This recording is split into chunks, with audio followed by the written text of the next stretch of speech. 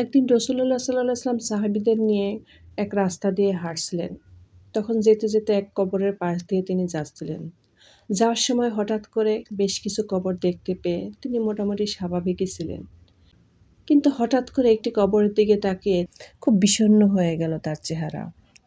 তার কপাল দিয়ে ঘাম ছুটছিল এবং চেহারা মলিন হয়ে গেল।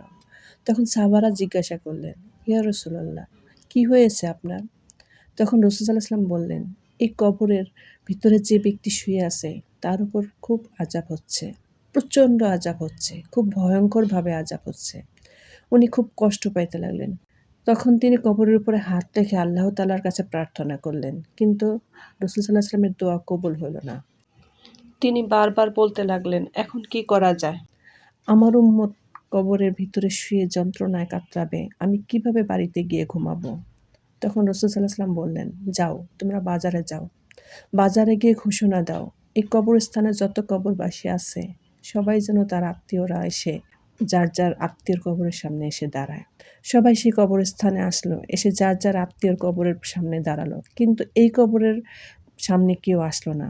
বেশ কিছু সময় পর রাসূল সাল্লাল্লাহু আলাইহি ওয়াসাল্লাম লক্ষ্য করলেন, এক বৃদ্ধা মহিলা লাঠি হাতে নিয়ে অনেক ধীরে ধীরে আস্তে আস্তে কবরের সামনে এসে দাঁড়ালেন।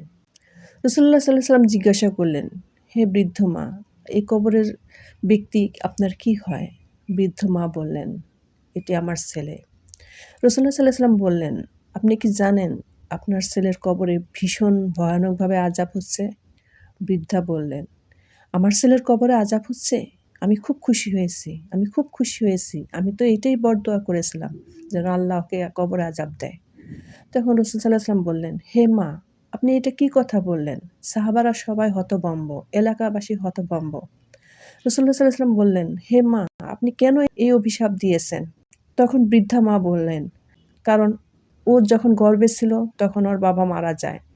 তারপর থেকে ওর জন্ম থেকে শুরু করে এই বয়স পর্যন্ত আমি আমার এই সন্তানকে এক হাতে মানুষ করেছি। কিন্তু আমার সন্তান তার বউয়ের কথা মতো সে আমাকে এত অত্যাচার করত, এত অত্যাচার করত, একদিন আমাকে মারতে মারতে ঘর থেকে বের করে দেয়।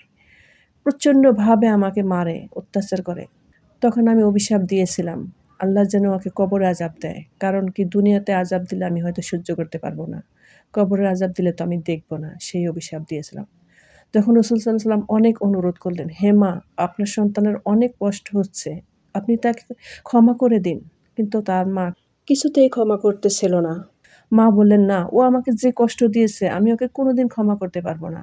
আমি চাই ওর কবরে আযাব হোক। কিছুতেই বৃদ্ধা মার মন নরম হয় না। তখন রাসূল সাল্লাল্লাহু আলাইহি ওয়াসাল্লাম আল্লাহ তাআলাকে বললেন, হে আল্লাহ, আপনি এই মাকে তার সন্তানের আযাবের দৃশ্য দেখান। সে মা নিজ চোখে দেখতে পেল তার সন্তানের উপর প্রচণ্ড আযাব দেওয়া হচ্ছে। তার গায়ের চামড়া তুলে ফেলা হয়েছে। তার শরীরে দাউ দাউ করে আগুন জ্বলছে। তাকে মুগুর দিয়ে পিটানো হচ্ছে। তখন দেখার সঙ্গে সঙ্গে সেই মা বললেন, হে রাসূলুল্লাহ সাল্লাল্লাহু আলাইহি ওয়াসাল্লাম, আপনি আমার সন্তানের কবর আযাব মাফ করার ব্যবস্থা করে দিন।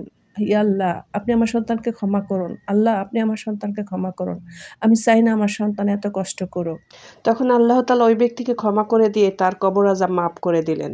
তখন রাসূল সাল্লাল্লাহু আলাইহি ওয়াসাল্লামের মুখে হাসি ফুটল, আর তখন সেখান থেকে সবাই বাড়ি ফিরে গেলেন।